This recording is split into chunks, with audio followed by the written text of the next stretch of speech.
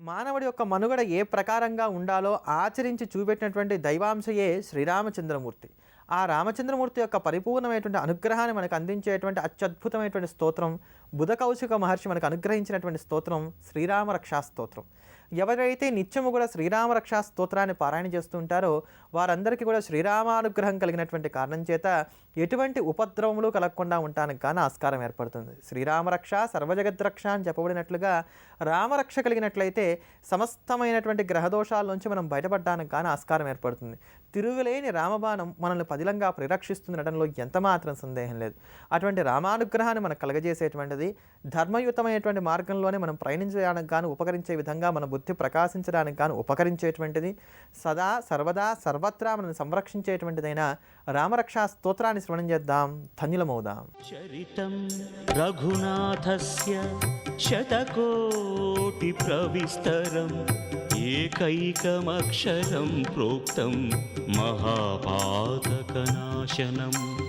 ధ్యాత్వా నీలోత్పలశ్యామం రామం రాజీవలోచనం జానకీ లక్ష్మణోపేతం జటామకుటమండితం సాసితూణధనుర్బాణపాణిం రక్తం చరాంతకం స్వలీలయా జగత్రాతుం ఆవిర్భూతమజం విభుం రామరక్షాం పఠేత్రాజ్ఞః పాపఘ్ని సర్వకామదాం శిరో మే రాఘవః పాతు బాలం దశరథాత్మజః.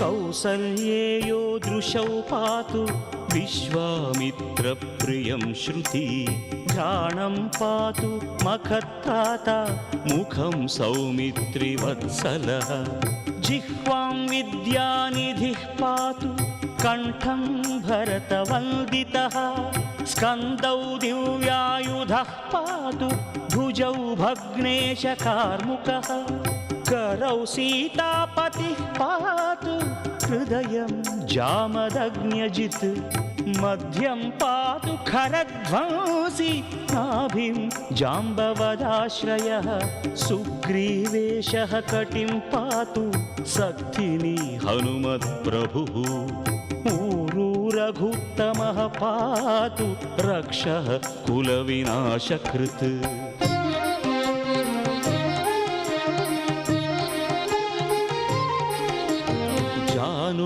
सेतुकृत्पात् जङ्घे दशमुखान्तकः पादौ विभीषणश्रीदः पातु रामोऽखिलं वपुः एतां रामबलोपेतां रक्षां यः सुकृती पठेत् सचिरायुः सुखी पुत्री विजयी विनयी भवेत् पाताल भूतल व्योमचारिणः छद्मचारिणः न द्रष्टुमपि शक्तास्ते.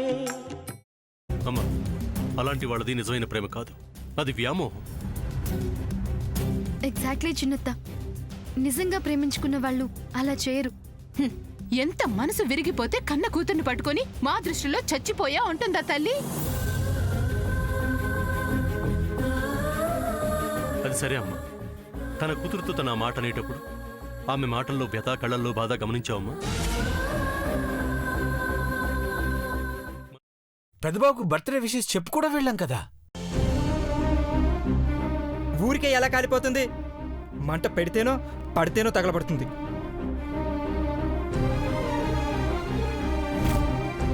కరెక్ట్ చిన్నబాబు, నీకొచ్చినట్టే నాకు డౌట్ వచ్చింది. పార్వతే షర్టును తగలబెట్టిందనుకుంటా.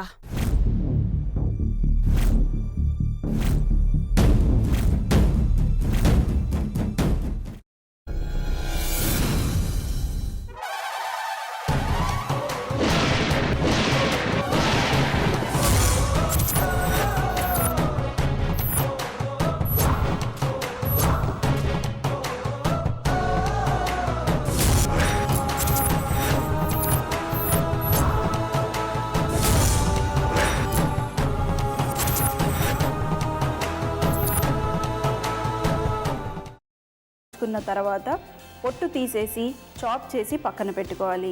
ఒక ప్యాన్లో కొద్దిగా నూనె వేడి చేసి అందులో ఆవాలు, మినప్పప్పు, శనగపప్పు, కరివేపాకు, సన్నగా తరిగి పెట్టుకున్న ఉల్లిపాయలు వేసుకుని 1 నిమిషం పాటు వేయించుకోవాలి. ఆ తర్వాత కాల్చి కట్ చేసి పెట్టుకున్న వంకాయని కూడా అందులో వేసుకుని బాగా మిక్స్ చేసి బౌల్లోకి ట్రాన్స్ఫర్ చేసుకుని అందులో తగినంత చిక్కటి పెరుగు లేదా పల్చటి పెరుగు వేసుకుని మిక్స్ చేసి అన్నంతో కానివ్వండి, చపాతీతో కానివ్వండి సర్వ్ చేసినా చాలా బాగుంటుంది.